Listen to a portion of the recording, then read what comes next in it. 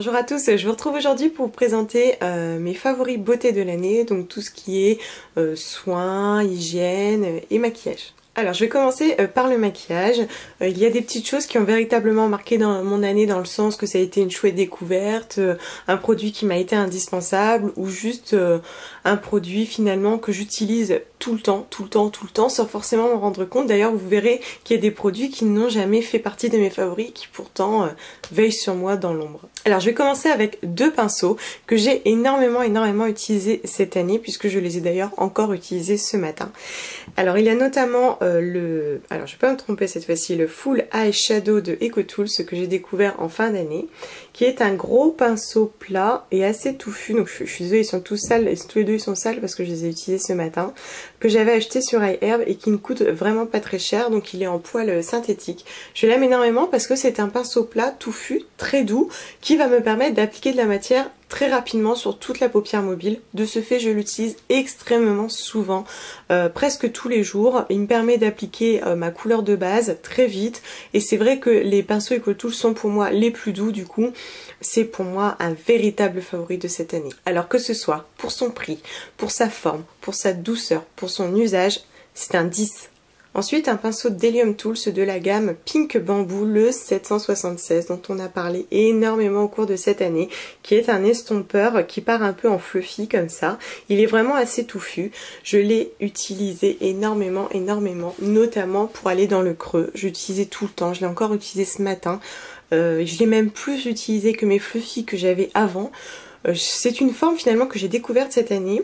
Alors au début je me suis dit qu'est-ce qu'elle va m'apporter de plus, mais je trouve qu'elle dépose très bien la matière dans le creux. C'est diffus. Je trouve que l'application se fait très bien dans le creux dans le sens qu'elle va bien aller se loger au niveau de l'os. La forme est véritablement parfaite. La seule chose que je peux reprocher à ces pinceaux, c'est qu'il manque un petit peu de douceur. Moi je trouve qu'il manque un poil de douceur et qu'au fil du temps j'ai l'impression qu'il se démonte un tout petit peu, mais c'est vraiment un chouïa. Là véritablement il fait partie de mes favoris pour sa forme. C'est une forme unique que je ne connaissais pas et que je suis très contente d'avoir découverte cette année. Alors pour ce pinceau dont la forme est unique mais avec une douceur relative, c'est un 8.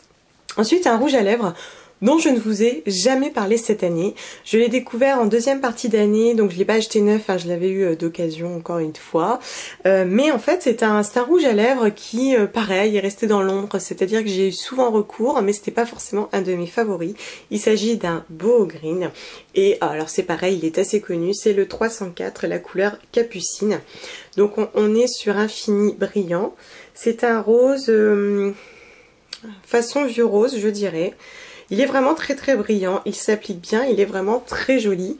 Mais alors pourquoi il n'a jamais fait partie de mes favoris? Parce que c'est une couleur qui sur mes lèvres ne se voit pas plus que ça. C'est-à-dire qu'elle apporte de la lumière, elle apporte du brillant. Mais voilà, je vois pas cette fameuse couleur que vous pouvez voir sur ma main. Je ne la vois pas sur mes lèvres à cause de la pigmentation de mes lèvres. Mais pourquoi c'est un favori? Souvent lorsque je n'ai pas su quoi mettre, même en fin d'année comme aujourd'hui puisque je le porte, je me disais bon qu'est-ce que je peux mettre, quelque chose qui n'a pas d'irisé parce que j'aime pas trop les irisés, mais qui est un peu brillant, qui apporte de la lumière, et j'avais recours à celui-ci. Je l'ai énormément utilisé, j'utilise même en hiver. Donc même si sa couleur finalement n'est pas parfaite sur moi et qu'elle ne se révèle pas particulièrement sur moi, c'est un favori parce que je l'ai utilisé tout le temps et qu'il a été un recours pour moi indispensable. Alors pour ce rouge à lèvres Boho Green, c'est un 9.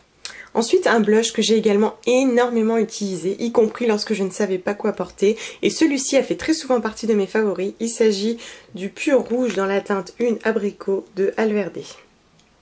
Alors je vais vous montrer quand même la référence. Donc ça je pense que ça fait partie de la collection permanente. Alors le packaging a un petit peu souffert, mais bon, lui pardonne.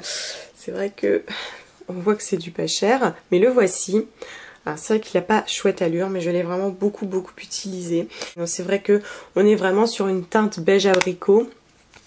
Et je le trouve vraiment très joli, il est mat, il va vraiment me donner bonne mine très rapidement. La tenue n'est pas parfaite, mais c'est un indispensable en tout cas pour sa couleur, pour son prix et pour sa composition. Alors pour ce blush Alverde, c'est un 7. Et puis un crayon pour les yeux de la marque Une Natural Beauty dans la gamme Sfumato, le S29 qui est un noir, que j'ai énormément utilisé puisque je l'ai utilisé à partir du moment où je l'ai eu en tout cas tous les jours, presque tous les jours, parce que des fois je mets un gris ou un marron, mais c'est assez rare. Je mets en général tout le temps du noir en ras de cils. Alors il fait partie de mes favoris parce que j'ai beaucoup de mal à trouver un crayon pour les yeux naturel, voire bio, qui tienne, qui propose de la pigmentation, voilà, qui soit correct. Alors celui-ci n'est pas parfait, c'est-à-dire qu'il a tendance à un petit peu couler, par contre il tient et c'est un vrai noir. Et en ce sens, je suis contente de l'avoir parce que pour moi un crayon kohl c'est un indispensable. Si j'en ai pas, j'ai l'impression que mon maquillage n'est pas terminé.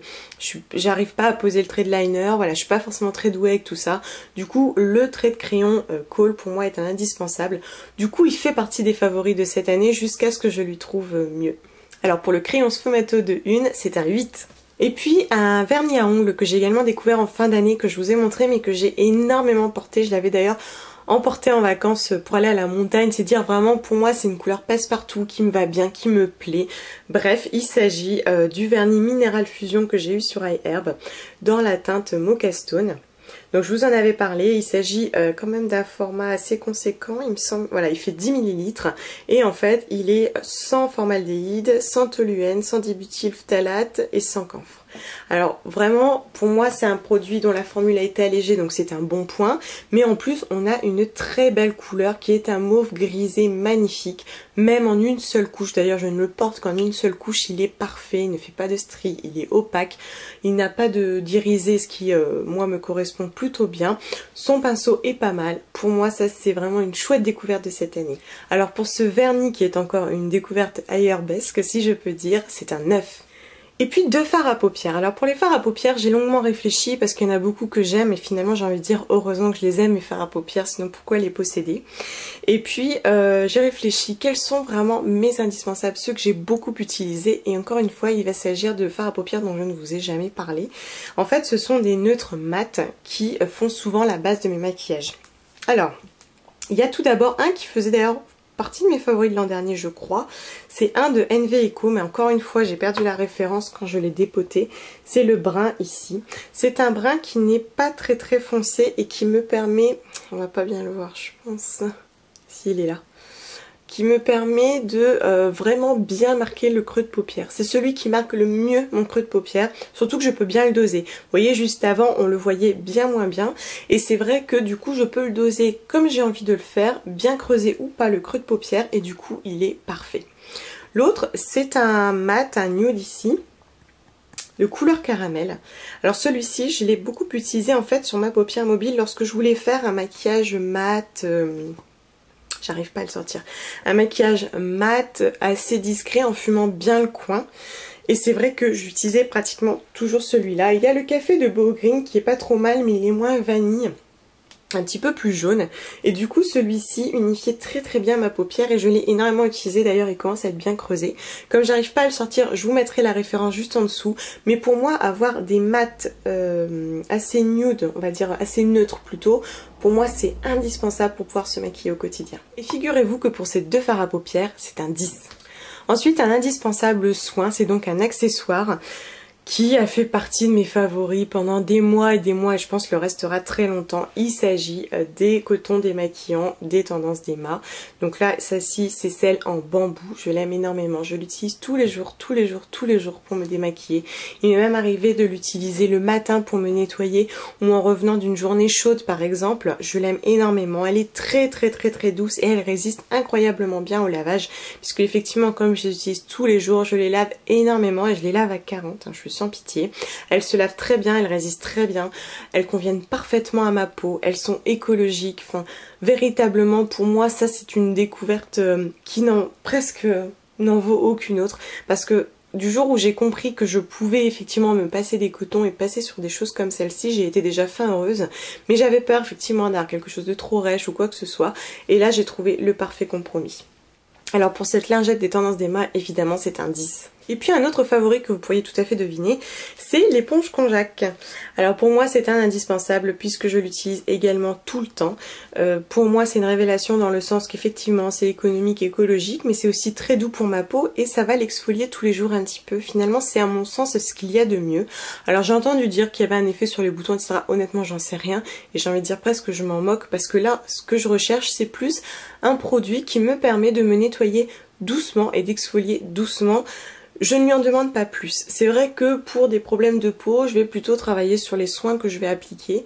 Là, l'éponge, je lui demande juste de nettoyer en douceur et d'exfolier en douceur et elle le fait très très très bien. C'est pour moi un indispensable. Alors là, je vous montre celle à l'argile rouge. Rose que j'avais acheté sur Bazar Bio, mais si j'avais eu le choix, je vous aurais plutôt montré la blanche que je possédais avant, que j'avais acheté chez Nocibé, donc je l'avais payé 3 € parce que j'avais une promo et qui était vraiment très très bien. Là à 8,90 €, je trouve qu'elle est un poil chère, je pense que je reviendrai sur celle de Nocibé, mais véritablement l'éponge Konjac en elle-même, c'est pour moi une super découverte.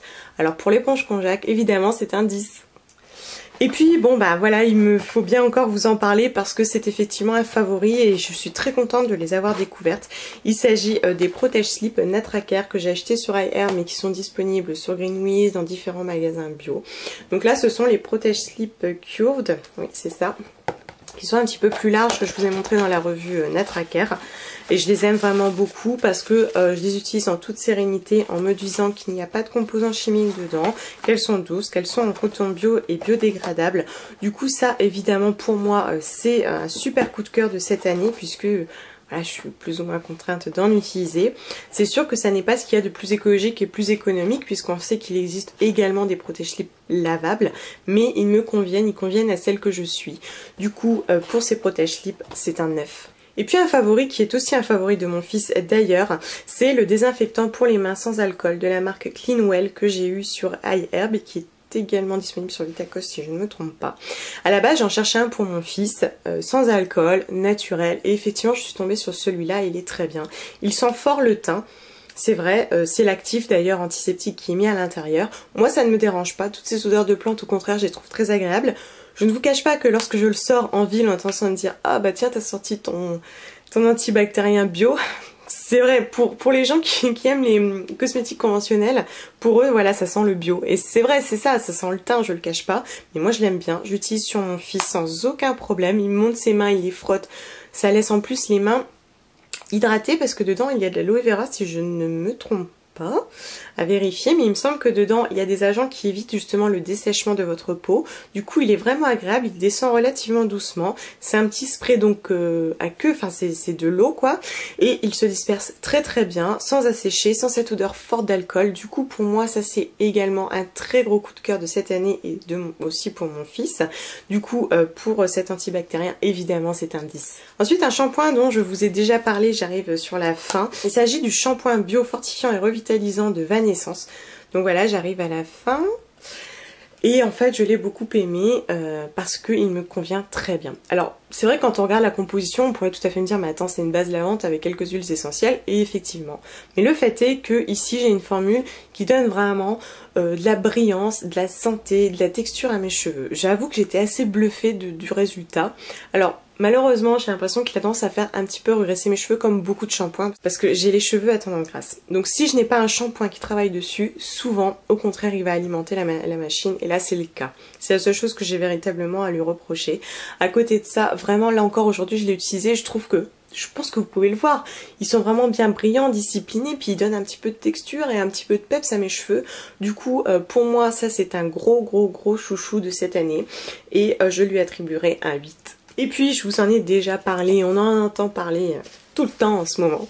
Il s'agit de l'huile de coco de Nutiva que j'ai eue sur iHerb, que j'aime beaucoup. Alors, je l'ai découverte cette année. Effectivement, j'avais jamais utilisé d'huile de coco brute, en tout cas comme ça. Je l'aime pour son odeur, je l'aime pour sa douceur. C'est une huile à tout faire que j'aime énormément. Je la soupçonne d'être comédogène. Tout le monde me dit que non. Alors bon, faut pas que je m'entête, mais c'est vrai que depuis que j'utilise pour le démaquillage notamment, j'attrape des petits boutons. Vous savez, ces petits boutons dans le creux du nez blanc qui font bien mal. Voilà, j'attrape ça. Alors je sais pas si c'est ça. Je peux pas lui jeter la pierre parce que tout le monde me dit que ça n'est pas le cas.